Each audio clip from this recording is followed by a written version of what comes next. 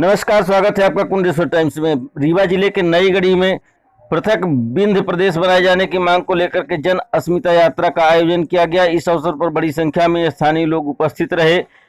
विशाल जनसभा को संबोधित करते हुए जन अस्मिता यात्रा के आयोजक समाज सेवी कुंज बिहारी तिवारी ने अपनी बात को रखी एवं पृथक विंध्य प्रदेश बनाए जाने की मांग की। तो वहीं जन अस्मिता यात्रा के प्रमुख संयोजक पूर्व विधायक लक्ष्मण तिवारी ने पृथक विंध्य प्रदेश बनाए जाने की बात करते हुए कहा कि पृथक विंध्य प्रदेश के बनने से जहां हमें एक तरफ हमारे युवाओं को रोजगार मिलेगा, वहीं दूसरी तरफ हमारा विंध्य प्रदेश काफ़ी तेजी से विकास होगा, जिसमें ही हम सबका भविष्य निहित है। देखिए नईगढ़ी से कुंडेश्वर टाइम्स के लिए ब्यूरो प्रमोद सिंह सेंगर की रिपोर्ट। शहीद भैरव प्रसाद दुर्गलिया जी रहे, जिनकर आज तक शहादत का चबूतरा बना। विंध्य के विलय के समय शहीद थे, जेका शहादत के दर्जा मिले चाहिए, और वो दर्जा तब मिली जब स्वतंत्र विंध्य प्रदेश बनी। शहीद गंगा प्रसाद जी, शहीद चैताली जी, उन्होंने का सबका नमन करा चाहिए थे। सन 1956 के काला दिन, जब एक स्वतंत्र प्रदेश का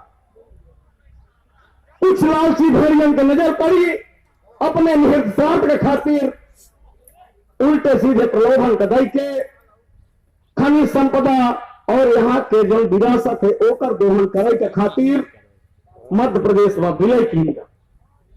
और दिन के का मजबूरी यहाँ के लोगन के रही उस समझ से परे है।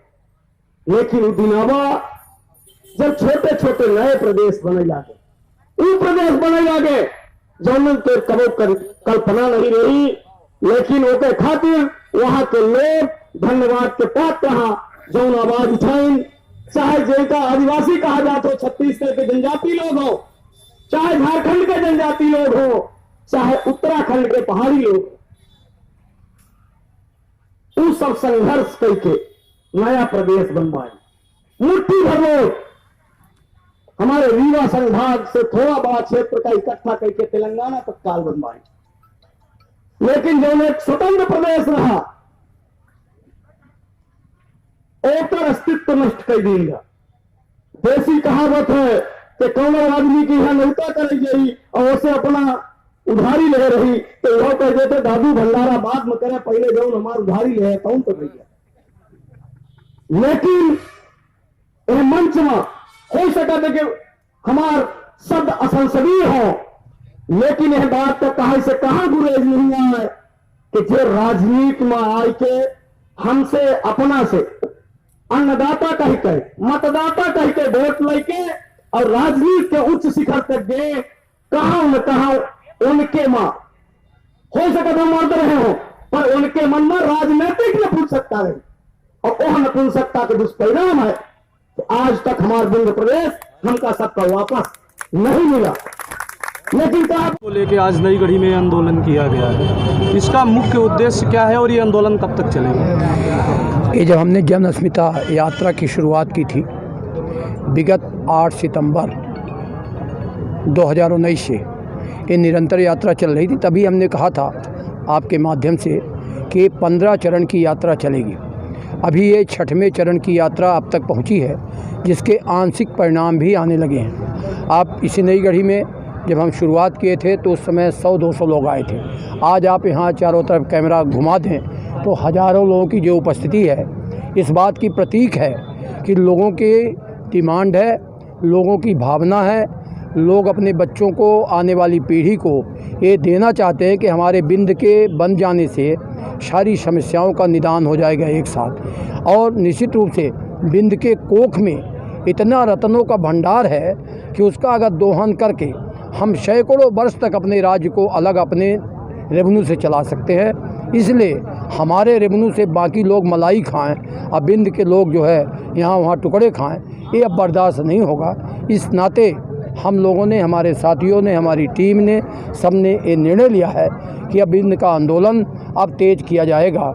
इसमें कई साथी हमारे अलग अलग बैनर पर लगे हैं, मैं उनका भी अभिनंदन करता हूं और कहता हूं कि आप सब लोग लगे, जहां जहां भी हो सके उतनी इस लड़ाई को तेज करें और 7वें चरण में हम स्कूल में, कॉलेज में, हम छात्रों के बीच जाएंगे और ये लड़ाई का दायित्व हम पहले नौजवानों को देंगे, छात्रों को देंगे, इसलिए कि जिन छात्रों ने अपने प्राण गंवाए थे विंध्य प्रदेश के लिए, उनकी कुर्बानी बेकार न जाए, इसलिए आंदोलन को तेज करने हम अब कॉलेजों पर बढ़ेंगे, आगे 7वें चरण में जो नौजवानों पर बढ़ेंगे, हम व्यापारियों के पास जाएंगे, किसानों के पास जाएंगे, हम जितना भी बन सकेगा।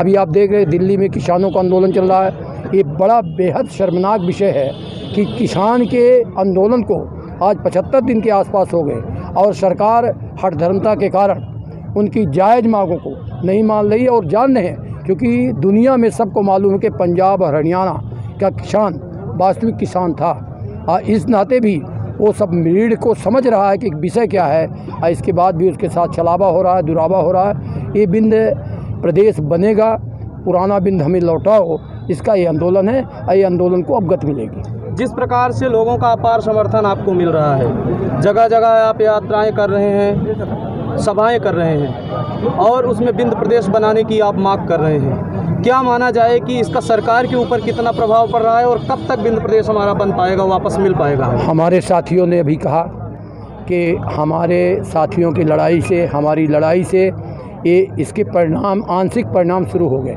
मैं उस बात को तो नहीं कहता कि मेरे कारण ही कोई स्पीकर बना, कि कोई मिनिस्टर बना, पर जनता कह रही है। और अब ये आने वाले समय में विंध्य प्रदेश 2023 के इलेक्शन आते आते, इलेक्शन में मूड में जब जनता आएगी 22 में, तब इसके घोर परिणाम दिखेंगे और ऐसा परिणाम दिखेंगे जो विंध्य को फिर अपने अस्तित्व में लौटाएंगे। सोशल मीडिया में इस समय एक ट्रेंड चल रहा है, युवाओं का ट्रेंड चल रहा है रोजगार के लिए, आप देखते ही होंगे, उसमें आप क्या कहना चाहेंगे? ये बहुत दुखद है। जिस देश का नौजवान पतित हो जाएगा, परेशान हो जाएगा, उस देश की तरक्की नहीं हो सकती। स्थानीय उद्योगों में 70% स्थानीय योग्यतापूर्ण नौजवानों को रोजगार मिले, हमारी ये लड़ाई हमारे उद्देश्य में है। 70% स्थानीय उद्योगों पर रोजगार मिले, केवल बतलबरई से नहीं, बातचीत से नहीं, सच्चाई और यथार्थ पर उसको रोजगार मिले, इसलिए हम नौजवानों के पक्ष में हैं। और अगर हमारी सरकार बनती है, जब कभी भी विंध्य प्रदेश अलग होता है, तो 70 नहीं, हम 100% यहाँ के लोगों को रोजगार देने में कामयाबी लेंगे। आप विंध्य प्रदेश में गोबर प्लांट लगाने की बात करते हैं, जिस प्रकार से आपके आंदोलन को देखकर छत्तीसगढ़ में गोबर प्लांट लगाया गया, तो विंध्य प्रदेश में अगर ये गोबर प्लांट लगा दिया जाए तो हमारे युवाओं को रोजगार भी मिलेगा। इस दिशा में आप आगे क्या कदम उठाएंगे? पूरा हमने देश के प्रधानमंत्री को, राज्य के मुख्यमंत्रियों को और जो भी जिम्मेदार चीफ सेक्रेटरियों को मैंने पत्र लिखा है, और इसी आंदोलन के साथ वो आंदोलन हमारा प्रमुखता से, प्रखरता से प्रारंभ होगा और उसमें किसानों को जोड़ेंगे, उसमें गरीबों को जोड़ेंगे। उसमें देखिए, अगर गोबर क्रय होने लगेगा तो मवेशी अपने आप बांध लिया जाएंगे, ऐरा प्रथा का समापन हो जाएगा, निरोगी काया हो जाएगी, स्वस्थ शरीर रहेगा, और उस दूध घी के बिक्री से एक टाइम का दूध वो बेचेंगे और एक टाइम का दूध उनका परिवार खाएगा, तो निश्चित रूप से स्वस्थ परंपरा हो गए। ये कोरोना जैसे जो कोरोना ये झूठी जो वाहवाही लूट रहे हैं, इसका समापन हो जाएगा। बहुत बहुत धन्यवाद।